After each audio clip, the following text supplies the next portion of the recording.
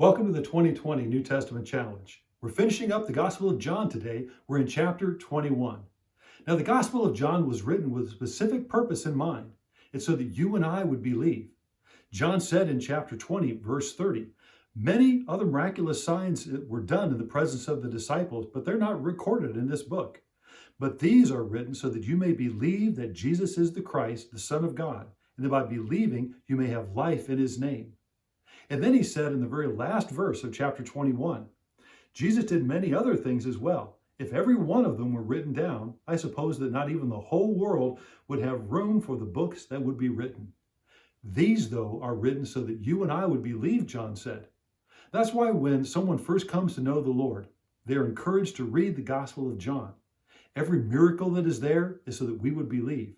Everything that John recorded, that Jesus said, is so that we would believe. And by believing, we would have life in his name. Here in chapter 21, Jesus reinstates Peter.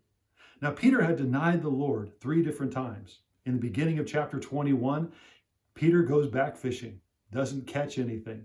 So Jesus calls from the shore to put their net on the other side of the boat.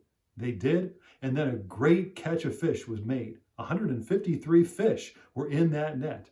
Peter knew that Jesus had done another miracle.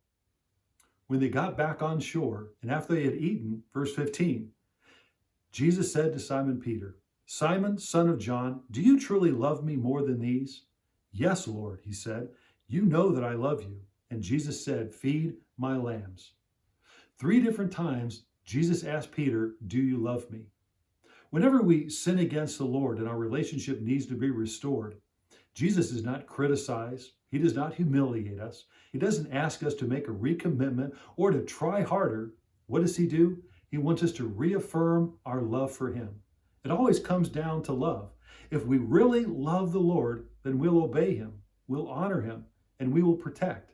If I really love my wife and my family, I'm not going to want to do anything that's going to bring harm to them. I don't want to hurt them. Why? Because I love them.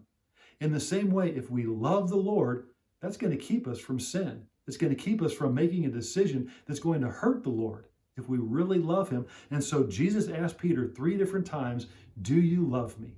It's interesting. Then he said, follow me. Peter was reinstated from the very beginning call to follow him. Love is what Jesus is looking for. Love is what Jesus had for Peter. Love does not keep a record of wrongs. And so he did not keep a record of wrongs on Peter. And Peter needed to forgive himself as well. So 3 different times, Peter, do you love me? Love is what it always comes down to. Let's ask the Lord to deepen our love for him. Let's ask the Lord that we would reaffirm our love for him day by day. The more that we love him, the more that we will follow him. Thank you for joining the 2020 New Testament Challenge.